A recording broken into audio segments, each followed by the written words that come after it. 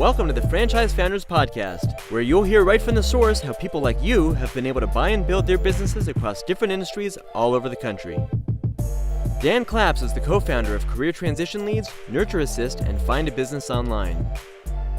Christian Dadulak is a franchise consultant with Find a Business Online, and he heads up business development for Career Transition Leads and Nurture Assist. He also runs an independent franchise consulting business, The Franchise Guys. Together, they formed relationships with hundreds of successful business owners who are excited to share their stories with you.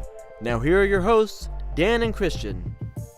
Good afternoon, Franchise Founders audience. How's everyone doing today? Christian, how are you? Doing well, man. Excited for another episode. Thanks everyone for joining. Yeah, excited as well. I think we're starting to really get the hang of doing these podcasts as we practice. I think this is our 24th or 25th episode now. This will be number 25, man. So we're getting there. A quarter of the way to 100 episodes. So I'm excited. We'll get there. I read somewhere that like a very dismal amount of podcasts make it to 100. If you make it to 100, then maybe you'll continue on doing it. Yeah. I don't even think a lot make it to 25 even. I think a lot of people will start it and then they're like, wow, only like one person is listening to this, so I'm just going to stop. But they don't realize that it takes a second. You got to let it snowball, and then eventually it'll grow if you're reinvesting into the quality of the show and then actually providing interesting stuff and value. Yeah, I look at doing the podcast like building a business. Like, don't look around too much. Like, I don't look at the viewers. I have no idea. Like, you could tell me one person or 1,000 people are. I doubt it's 1,000, but more like 10 probably. But I've never looked. I don't want to look until like a year from now, and then when you get some momentum, because if you see that right away, you get discouraged, and then you'll stop. And right. Nothing's going to happen unless you're consistent. Anyway. Yeah, you just got to commit to the process. Eventually, there's always going to be that hockey stick curve, that exponential growth phase. But in the beginning, it just seems like you're not getting anywhere. But I know that hockey stick, it always happens if you're providing good content, which I think we are. Yeah, and we're making enhancements, not on this episode, but we're making enhancements to making this stronger and better sounding in the future. Well, I want to thank anyone that's joined this podcast. One of the things I was thinking about, Christian, over the weekend was everybody's got a podcast. Like, how many podcasts can there possibly be in the market? You can't listen to them all. It's pretty incredible the amount of content that's getting pushed out by, I don't mean just franchise people, but just businesses in general. It's funny because some of the meme pages that I follow on Instagram, there's a running joke about how, if every dude has a podcast these days, and for girls, if you're talking to a guy and he has a podcast, red flag, run. So it's like, because everyone has a podcast these days and everyone thinks they're the most interesting person in the world, and they're talking about what they had for breakfast or some banal, boring kind of stuff that just is trivial and doesn't matter to most people. But hopefully business ownership is a little bit different and a little bit more exciting for people. So you're telling me you don't use the podcasts that we have as a pickup line at bars? Absolutely. It's on all my dating profiles. Give us a look over at the Franchise Founders Podcast. See if you can bear the sound of my voice for longer than 5 minutes. Yeah. I can't. It's not my thing right now, or in general, because I'm in a relationship. But if I were to be at a bar and single, I would absolutely pull up this shining photo of our thumbtack heads that we have of our background art. Let's see it. Look at it. I think we got to update this, huh? I think so. I can't pull it up. It looks a little cookie cutter, but hey, it's better. I've always been the type of guy I enjoy the ready, fire, aim strategy. I don't get ready, aim, and then fire. I just ready, fire, and then I course correct along the way. So I think it's better to just get something up there, and then we can get a better image down the line versus try to make everything perfect up front and then never end up starting, which I think so many people do. Yeah, right. I guess it's the hybrid, because Mark Cuban says jump out of the airplane and build your parachute on the way down, and then there's the theory that the war is won in the boardroom or in the planning room. I think a combination. There's a dichotomy. You can't do no planning, that'll kill you. but then you can't do too much planning where you don't take the first step. So Yeah. there's a healthy balance, and I think different personalities, different types of people will have a bias towards one or the other. I think you and I have a bias towards action, so we just kind of do things, and maybe our natural instinct should be okay. So we know that that's our person, but maybe we should plan a little bit more. And then other people, if they're super analytical and they plan too much, they need to practice taking a little bit of action, taking a few more steps, so that they can actually get things moving and out from just being in their head and out into the world. Yeah, yeah, it's interesting. Like I look at like for me for working, like I typically will put in like a 50 or 60 hour a week, kind of like 60 hours a week on working. But that doesn't include the thinking time. That's just the doing. I'm the same way as you. I like to do, move fast, and get the momentum, and then course correct as I go. But the time I spend thinking about the business, and and the industry and franchising in general is probably more like I don't know, 100 hours a week or, some larger amount. And for me, that's only because of the stage of my life. When I have a family, children, and I feel like now I'm able to see Coral plenty of time. We have a lot of quality time. I see my family with plenty of quality time on nights and weekends. So I'm working more just because, quite frankly, what am I going to do during the day? There's nothing for me to do in the middle of the week. But later in life, and many of our listeners, maybe the stage where their kids are in that young, precious age where they're around, you might want to work less. And so greatness of a franchise is that they've done all the planning and the execution, and you don't have to plan as much. You can just really execute.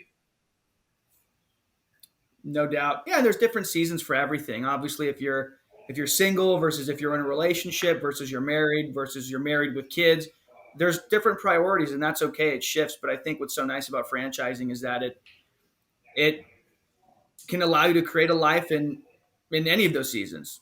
And you can be as big as you want, or you can be as comfortable as you want in many cases.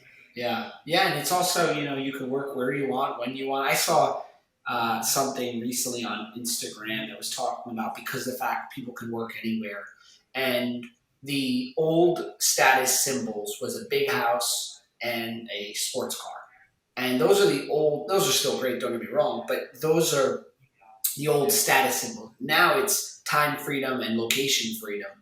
That is like the status symbol of someone that's doing well. And in my opinion, if they're making good money and they're happy with the job they do, and then they have the freedom and the time, which franchising obviously often lends. Yeah, it's funny. I almost think I have friends. I won't name them, obviously. I love them to death, but when I see them with the new Mercedes or BMW or and I know and they don't make enough money to really afford that, but they're trying to look rich versus actually build wealth. Yeah. And back in the day, for some people, I think they look at that and they're like, yeah, that's awesome. When I see people like that, I almost look down on them a little bit. I almost think you're kind of stupid. Yeah. I drive a Volvo from 2014. I don't really give a crap, and I'll drive that thing into the ground. Yeah. I like cars. I'd like to drive a nice Mercedes and all of that. But first, I want to invest into assets that produce income, build wealth, and I want to build an asset. And I think that it's just such a different way of thinking. But I think our generation more and more is realizing that, like you said, time freedom and financial freedom, that's really where it's at. Not having all of these liabilities that take money out of your pocket, out of your bank account, that cause you stress. And then in times of economic peril, you end up having to sell anyways because you need some liquidity. So it just doesn't make any sense. But I think that it's a nice trajectory where I think time freedom and financial freedom, that's the way to go. And that's what franchising really offers. I agree. I think the number, it's almost like, it seems like the number, and this is obviously a made up number that I've come up with in my own mind, but I feel like if you really want to build assets and utilize the capital you're earning from whether it's your job or the business you have, that like typically that trajectory, you really need to be focused until 35 is early, but 40, I'd say like if you really want to get, you start making money, and instead of doing the easy decision of let me go buy the sports car or let me go buy the big house or, etc., or just save it in a conservative investment account, really I think that the check boxes you need to knock off first are, if you're interested in business ownership, you need to take the capital, deploy it towards a business. Then you need that business to cash flow. Then you need to be able to then buy either other assets. Think about if you want to buy more businesses, you need cash. I face that right now where I say, I'm fortunate to, I own a condo that I rent out, but I actually rent where we live. And I'm constantly going through this decision of, hey, instead of buying, it would feel good to buy a house. I understand the whole concept that renting is a waste of money, although it's really not. You're paying for a place to live, and you're not like when you're paying a mortgage, it's not all going to the equity at all, right? Especially Nope. yearly. And especially for the first 5 years, it's almost all interest. Right. And so as an entrepreneur, for me, I'm always thinking about, well, this capital or this cash, what about utilizing it in other areas? And that's what I've always done and said, hey, you know what? At least it's a year. You can get through a year if, God forbid, something goes wrong, if you invest your capital somewhere else. But once you commit to a mortgage, it's not just the capital that you put that you're losing opportunity costs, but it's you're stuck. That's it. Like you can't get out of that. Absolutely. And anyone that's read Rich Dad, Poor Dad or the Cash Flow Quadrant, any of the Rich Dad books, Robert Kiyosaki talks about how, and a lot of people, especially realtors, will get pissed off at this idea because they know they want to sell homes and everything, but how the house isn't necessarily an asset. It's a liability because it's taking money out of your pocket. Yes, you're building some wealth over time. You're building an asset. I get that, but it's not a cash flowing asset. It's taking money out of your account every month. I would rather invest into assets that create cash flow for myself, business ownership, other passive real estate. And you mentioned that you have a condo that you rent out, things like that. So I think that anytime conventional wisdom is challenged, I tend to gravitate towards it because I'm a natural contrarian. And I really start to gravitate to it if I post something. Like I posted something about how, there's a case to be made that renting isn't always worse than buying a home. And I got lit up by 1,000,001 realtors in my town. Most of them are friends of mine. Yeah. But anytime, this is a Mark Twain quote, anytime you find yourself on the side of the majority, it's time to pause and reflect. And that just validated it 100% for me. If everyone's singing the same song, my natural inclination is I'm going to back up and maybe try the road less traveled, because that's how you build wealth. You don't build wealth doing the same thing everyone else is doing. Yeah, it's interesting because I completely agree. When I bought the condo, I remember asking the realtor. We were talking about I guess the broker, the main realtor whose office it was that was doing all these transactions. He's got these big billboards all over New Jersey up and down the turnpike. And we were talking about him and how he's a successful person in his real estate career. And I was like, well, where does he live? And it was funny. The realtor said, oh, he actually rents a house in a town, a couple towns over. And I thought it was interesting. Like, what does he know that I don't know, that he's not owning a house? He's the realtor. He's he's making a ton of money, but he was renting a house. And I think he was putting his money back towards those billboards, which if he spends $5,000 a month per billboard makes X number of dollars, and he's investing it into office space or whatever it is that he needs, and he's renting. And yeah, it might seem like he's wasting money, but he's preserving capital to put it towards towards business. Obviously, it's great if you can do it all, but I found that you usually can't. You usually have to make a sacrifice somewhere. And it's just interesting only because I feel like this is like a political conversation. If you have something, it could get heated. I explained, call it $2,000. Someone else is making $2,000 right now this month, and I'm providing them a place that's nice to live, and they're exchanging that money they made and they're putting it in my pocket. So whatever my income is, it went up by $2,000, and the money I'm paying in rent, well, quite frankly, it's I wouldn't be able to live where I live if I bought it. It would be just too expensive. But because we're renting it, it's cheaper. Get to rent where we like to live. We own where we rent out, and that provides the freedom and the decision freedom too. Where if I make a decision that might take 5 years, well, I can always move. Now, granted, we're in different stages than maybe some of our listeners that have more commitments, but that choosing, making a decision not because you have to, but because you want to is so important. I'm rambling, but it's interesting when I think about in New York City where I live. There's people renting $30,000 a month apartments. And a lot of times people will say, well, they're idiots. They have to be so stupid. And I always have kind of this argument that's like, it can't be that stupid. I mean, they have enough money. And granted, some people I know they inherit, but some of these people, they have enough money that they can easily pay $30,000 a month just on their rent. They can't be that stupid. They must know something. I see a lot of finance people in my building renting. Of course. Well, because they understand that, look, there's hidden costs in real estate. So it's not just about your down payment, the interest you're paying, but there's maintenance costs, there's property taxes, there's a bunch of costs that will go into it. And Robert Kiyosaki, again, talks about it in Rich Dad Poor Dad. It never makes sense to buy an asset or what you perceive to be an asset strictly because of the tax benefits you're going to get. So yeah, you can deduct the mortgage interest, but I'm not going to buy something solely for that reason. It has to make sense financially before that. That just should be like an added bonus, basically. But if I have $50,000 to $100,000, do I really want to put that into a home where that's going to be taking money out of my bank account every month? Or do I want to invest it into a business, a franchise, or some other kind of passive cash flowing asset that can put money back into my pocket? I would rather build up enough of those first and then buy a house with that cash flow later on. But if all I have is that one down payment, I'm going to invest that into assets that are going to be able to build cash flow. And then down the road, then I can use that cash flow to save up another down payment, buy a home, and then use that money that's residual income to pay for that residual expense, which is my mortgage, which that's the way I look at it. But I think if you're going to build a house, you have to do it in the right order. You're not going to start with the roof. You have to start with the foundation. You can't wire a house before you frame it. And in my mind, if you want to really build wealth, you've got to start with business. And I'll stop rambling in a second, but I posted something on my Instagram today from a book I'm reading. And it says effectively 100% of non-retired millionaires who live in the United States own their own businesses.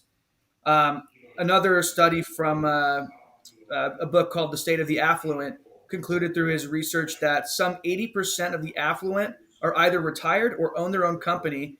Further, an astounding 91% of everyone having over a $5 million net worth owns their own company. So in my mind, it makes sense to invest into yourself and into a business first before investing into a mortgage and into real estate. You're never going to get as strong of a return than you can. Obviously, there's risks, but then from a business. It was interesting. I was with a friend of mine. He's very high up in finance in the city here, and he was explaining that all of their largest investors, individuals, are business owners. Like you said, he's like the entrepreneur is the one that makes the money, that can have the exit, that can have the opportunity. And I think that's what's so exciting about owning your own business is that, hey, you may work really hard and not get there, but there's an opportunity to. There's a chance that you can figure out how to build a business, whether it's building a company. It doesn't have to be the next Facebook. There's lots of businesses that you've never heard of that sold for millions of dollars, and they're just in a little space and they're the best in their space. Or you can own 2,000. What's the largest franchisee? I was just reading. I think he has like 1,000 locations. Something crazy like that. I read something. I think it was in Franchise Wire where there was a franchisee who exited for like $675 million in like the last couple of weeks. I don't know if that's the same guy or not, but it was a franchisee, not a Zor. Yeah. Or look at like Planet Fitness. They just had a similar exit at that amount of money. Someone started that business. They started a local gym and they figured it out and they grew it and they franchised it and they made a great product and value and they were obviously their equity was probably diluted by the time of that sale, but they made tremendous wealth for themselves, for their family, for their employees, for the investors. They created that out of nothing. Which is just so exciting about business ownership. But on the topic, lending. So all these people, they want to buy a business. They don't do it with all cash. They do it with lending. So that's our segue. Yeah. So Yeah, I mean, I think even when somebody does have cash, it still makes sense to use a little bit of leverage. Now, you never want to be over leveraged, but if you can use some other people's money and maintain a certain degree of liquidity of your own, I think that can make sense. And so there are different routes to funding a business, obviously, and it depends on what type of business you're funding. Are you buying something existing? Are you starting something up through franchising? And we'll have a funding professional that can get a little bit deeper into one of our later episodes. But there are obviously there's the SBA, so the Small Business Administration. You can get loans through them. There's HELOC, so home equity lines of credit. There's securities-backed lines of credit, or known as portfolio loans, where you pledge your securities in a non-qualified account. What that means is any sort of investment account that's not a retirement account.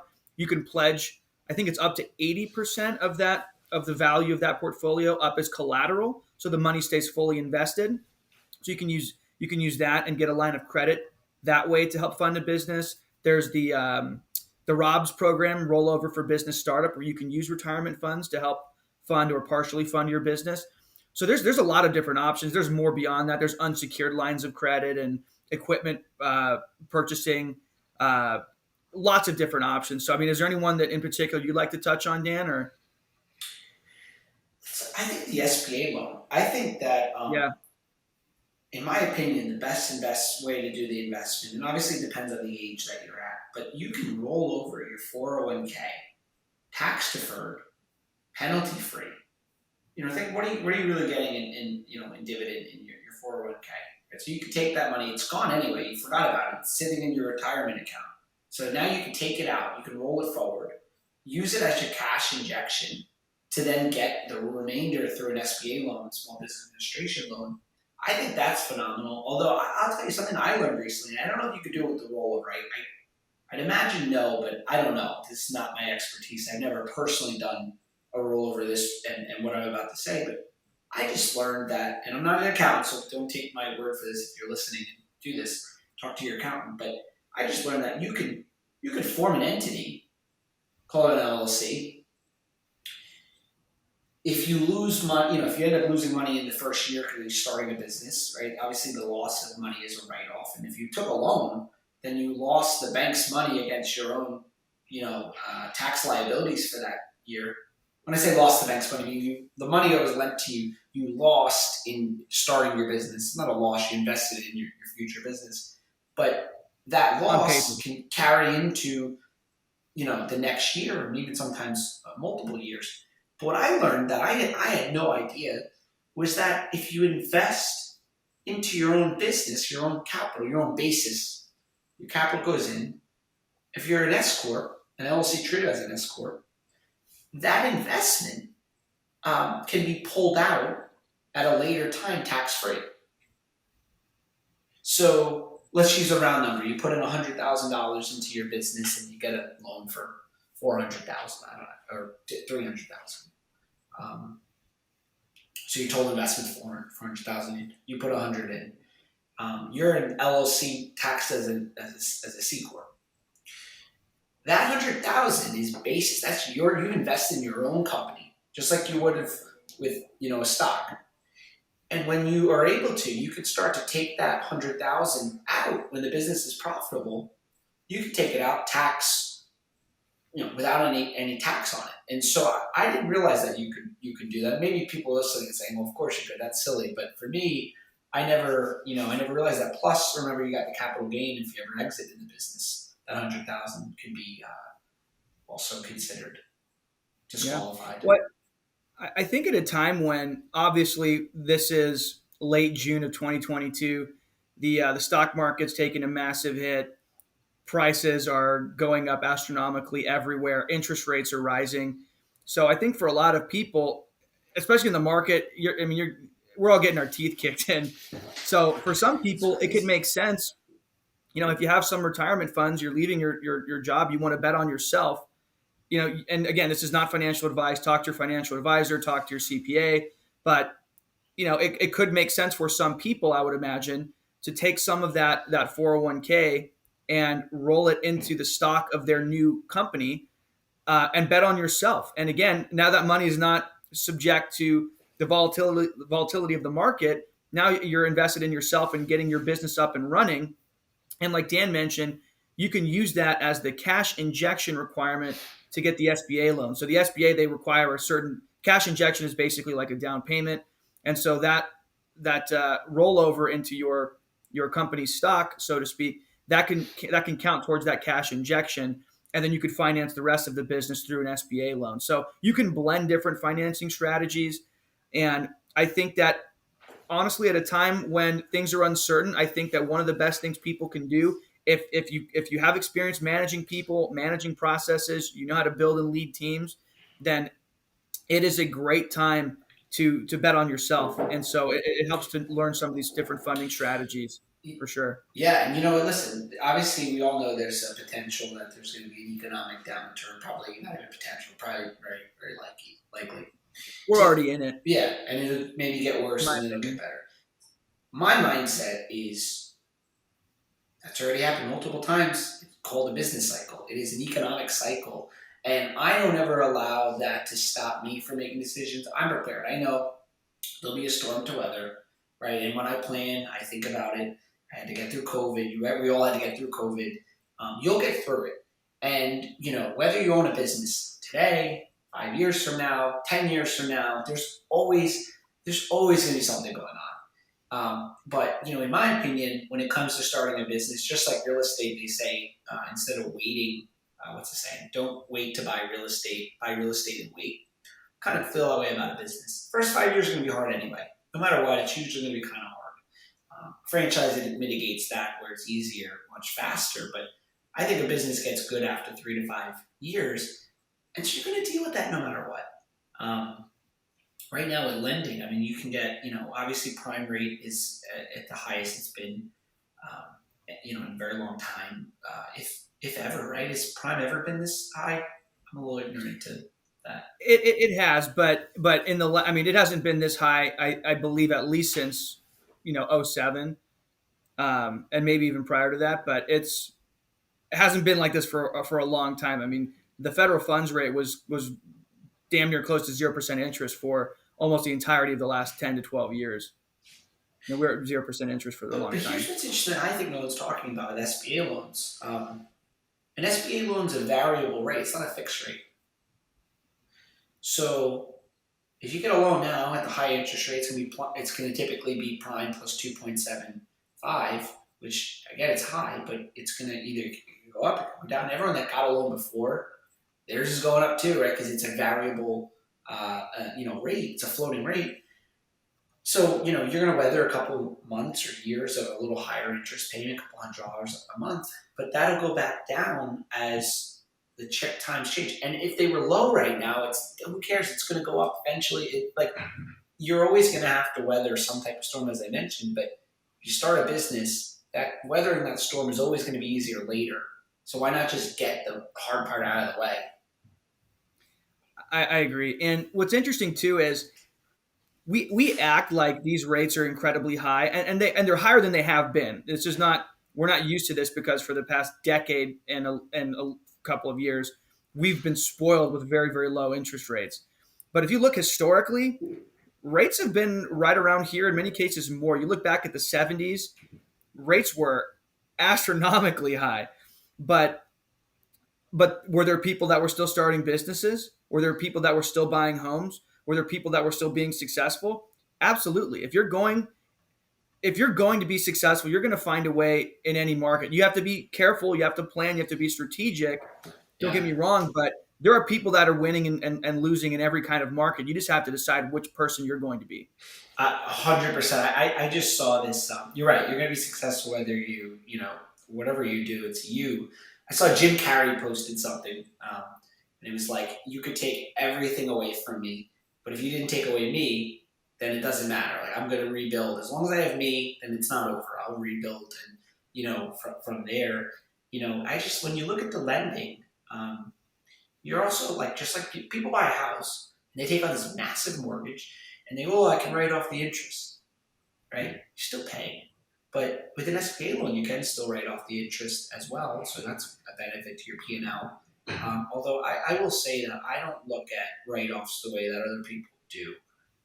People, friends of mine that own businesses, they act like a write-off is free. Like it's just free, money. It's spending $1 to save 30 cents. Like Right. that's how I look at it. So I'd rather pay the taxes because not that, I'd rather pay if I'm keeping the money, then wouldn't you rather keep the money and pay the taxes and have 70% than spend all, and to save 30% or whatever it is? It's kind of Right. silly. I'm not gonna spend money unnecessarily that I don't have to spend just so I can get a tax refund. That makes no sense. And that goes back to what I was mentioning before with Robert Kiyosaki and how he says, I don't do something primarily for the tax benefit. Yeah. It has to make financial sense on paper first.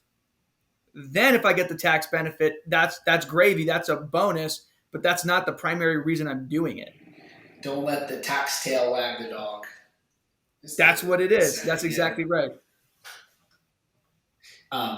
It reminds me as a kid, like when we went grocery shopping in my house, we cut coupons, and we would, you would laugh because like, we'd go to buy something and it'd be like, oh, buy two and you get a half off, and you're still buying more to save, or it's like, when you're trying to lose weight, something's half the fat. You can't eat two of them. It doesn't matter that it's half. It's a gimmick. In my mind, it's a bait and switch. It's very smart. It's smart from a marketing standpoint, but from a consumer standpoint, from a business standpoint, I'm not going to spend extra money. So what's nice is with an SBA loan is you're investing into yourself to start a business, and that business can create cash flow. And the more revenues you're putting up on the board and the more money you're taking to the bottom line, the bigger the assets you're building that one day you can be able to sell when and if you decide to exit, which you most likely will, and all of the while you still get that tax benefit. So that's a situation where it makes sense, but you're not starting the business just so you can write off the interest from the loan. That would make absolutely no sense. I think a lot of people do that with mortgages, but they just think about it differently. But it's a very similar thing. So, but I think the SBA loan is a great strategy, and you can blend all these different strategies. There's so many ways to do it. And I think interest rates are likely to continue to rise. I mean, most experts are saying that. That really is the only tool that the Fed has in its tool belt at this point to help tamp down on inflation. So in my mind, if someone is thinking about starting a business, you did say the loan is variable, but I think it is good to get it going now, while the interest rates are lower versus when they get a little bit higher. Yeah, and also remember, SBA loans are like, the way I think back to when you first got your first credit card. An SBA loan is a relationship. If you're good with an SBA loan, I think a lot of clients that buy franchise, the $150,000 express loan, that's starting a relationship. And it's starting, if you can prove that you can pay back that loan properly and you're a good custodian of the money, then you can get more and have more lent to you. I think about like Topgolf. Like you might think of Topgolf is, what is that, $6 million or something to build out? You think the people that buy those have $6 million in cash? Probably not. They probably have 7 figures in cash to put down, but they're able to take and just by the way, you could have 7 figures in cash and try to go get an SBA loan. It's gonna be hard if you don't have the history. Just because you have the cash, we all know credit doesn't really. There's no, just because you have cash doesn't mean you have credit borrowing power. And so, if you have a desire, you're 40 years old, you want to buy your first franchise and build an empire, maybe have it to 10 or 20 someday. You need to start having those lending relationships now. I agree completely. Yeah, you got to build up those relationships. Everything in business, at the end of the day, I think really boils down to relationships. So you got to have relationships with banks, with vendors, with your clients, with your employees, with your franchisor. If you decide to go the franchise route, all of those relationships are absolutely critical. So it's important to invest in those, and banking is no doubt one of them. Yeah, and just to clarify, absolutely, I totally agree. And from the lending standpoint, when I say relationship, not just relationship meaning a contact at the bank, but a history. I think that term is used, relationship with the bank. Right? You have to have a lending history with the SBA. They know you. Build up. Yeah. They know you. They know your business. They know what you're about. That's what matters. I've worked with clients before that they financed their franchise through their local bank, or they got an SBA through their local bank. And most people really can't do that, but they had a relationship that they had built up over several years. So the bankers knew them. They knew what they were about, their history, who they were, their credit worthiness, and so they were willing to actually lend them money. Whereas for most other people that don't have that long-term relationship, it would have been much more difficult. Yeah, well, we also missed the boat, because I think obviously people make decisions, not companies or not banks, right? So there's somebody at the end of the day making a decision, and if you're close, that having that relationship matters. But I think we missed the boat because there used to be a lot more like, you hear these stories like Richard Branson or other moguls, how they went to the bank and they sold them on this idea, and they got the banker to like them, and they gave them the money, and like that's like not a thing anymore. You can't just walk. Those in days bank. are gone. Yeah, they have all kinds of algorithms, pattern recognition to make a decision. But I always think it's interesting when you hear these stories, like how like this big time entrepreneur in the 70s, 80s, or even 90s was able to, secure a bank loan like that. Yeah, no doubt, no doubt. I mean, and I understand anyone that's listening, if any of that sounded kind of complicated, funding, it's not that complicated. You can wrap your head around it, but it might take some visuals. And so don't let it discourage you if you didn't completely catch what we were saying. And we will bring on someone else in the future that specializes in this area. We can break down each of the different funding methods for you all. I think that's something that people would find valuable. But I think that, those are, understanding financing and understanding exactly how you're going to fund the business and thinking about that and going into the conversation as you're exploring franchises with that in mind, that's incredibly important. Absolutely. Awesome. Well, cool. Well, thanks everyone for hopping on another episode of the Franchise Founders Podcast. Really enjoy having you guys here today. As always, we'd appreciate an honest review. Like, share, subscribe, tell people about it, write that review. We appreciate it all. And we'll see you all in the next episode.